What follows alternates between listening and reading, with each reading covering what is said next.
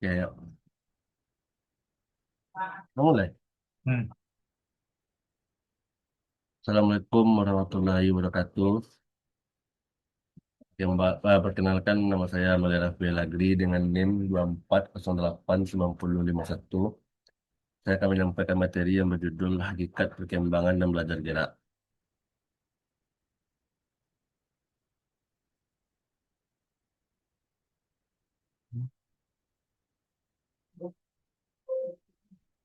Satu, pendahuluan. Mengapa perkembangan dan belajar gerak penting dipahami? Satu, gerak adalah kebutuhan dasar manusia sejak lahir hingga dewasa, menjadi fondasi aktivitas fisik dan dari kehidupan sehari-hari. Dua, ilmu keolahragaan mempelajari perkembangan gerak secara ilmiah melalui tahapan yang dapat diamati dan diukur sains. Tiga, agama memberi landasan nilai dan tujuan penciptaan manusia dengan segala potensi gerak yang dimilikinya. Empat, memadukan sains dan agama memberikan pemahaman gerak manusia yang utuh, jasmani, akal, dan spiritual. Jadi selanjutnya itu hakikat perkembangan gerak. Definisinya perkembangan gerak adalah proses perubahan kemampuan motorik manusia yang berlangsung secara bertahap, terus-menerus, dan sejalan dengan pertambahan usia serta kematangan sistem saraf dan otot. Ciri utamanya bersifat sistematis, progresif, dan berkesinambungan. Dipengaruhi faktor kematangan maturasi dan lingkungan. Berjalan dari gerak sederhana menuju gerak kompleks. Tahap perkembangan gerak. Satu, refleksif dari umur 0 sampai umur 1 tahun.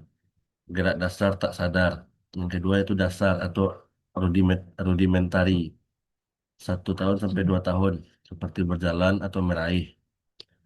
Selanjutnya itu gerak fundamental dari umur 2 tahun sampai umur 7 tahun. Seperti berlari, lompat, dan lempar.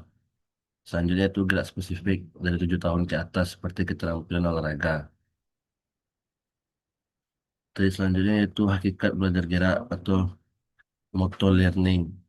Belajar gerak adalah proses internal yang terjadi akibat latihan dan pengalaman, menghasilkan kemampuan gerak yang menetap.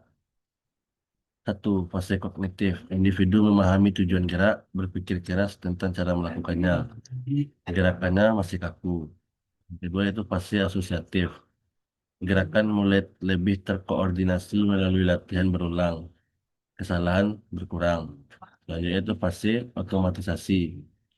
Gerakan dilakukan secara otomatis, efisien, dan tidak lagi memerlukan perhatian penuh. Selanjutnya itu perkembangan gerak dalam perspektif sains. Ilmu faal atau fisiologi menjelaskan kerja otot, saraf, dan sistem energi tubuh saat bergerak. Yang kedua yaitu biomekanika menganalisis gaya, keseimbangan, dan efisiensi gerak secara mekanis. Yang ketiga itu psikologi perkembangan, mengkaji tahap kematangan kognitif yang mempengaruhi kemampuan motorik. Yang keempat itu neuroscience, meneliti peran otak dan sistem saraf dalam koordinasi dan kontrol gerak. Selanjutnya itu perkembangan gerak dalam perspektif agama.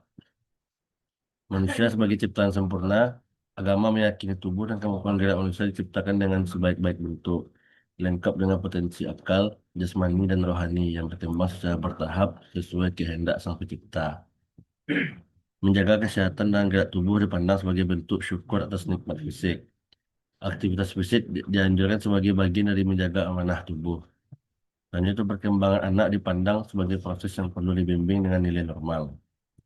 Nilai yang ditekankan seperti syukur, amanah, sabar, dan konsisten, dan juga adil. Keterkaitan sains dan agama dalam memahami perkembangan dan belajar gerak manusia. Satu, sains menjelaskan bagaimana gerak berkembang, proses biologis, tahapan usia, dan mekanisme yang dapat diamati serta diukur secara empiris. Yang kedua itu agama, menjelaskan menjelaskan mengapa gerak diberikan, tujuan penciptaan, nilai moral, serta tanggung jawab menjaga tubuh sebagai amanah. Kesimpulannya yaitu perkembangan gerak berlangsung bertahap sejak refleksi bayi hingga keterampilan gerak spesifik pada masa remaja. Yang kedua itu belajar gerak melewati fase kognitif, asosiatif, hingga otomatisasi melalui latihan dan pengalaman yang konsisten. Yang ketiga itu sains menjelaskan bagian mekanisme dan proses gerak secara empiris. Sementara agama memberi makna, nilai, dan tujuan atas kemampuan gerak tersebut. Yang keempat yaitu pemahaman yang memadukan sains dan agama menghasilkan pembinaan gerak manusia yang utuh seperti sehat jasmani, cerdas, dan bernilai spiritual. Baik, itu yang dapat saya sampaikan. Saya akhiri. Assalamualaikum warahmatullahi wabarakatuh.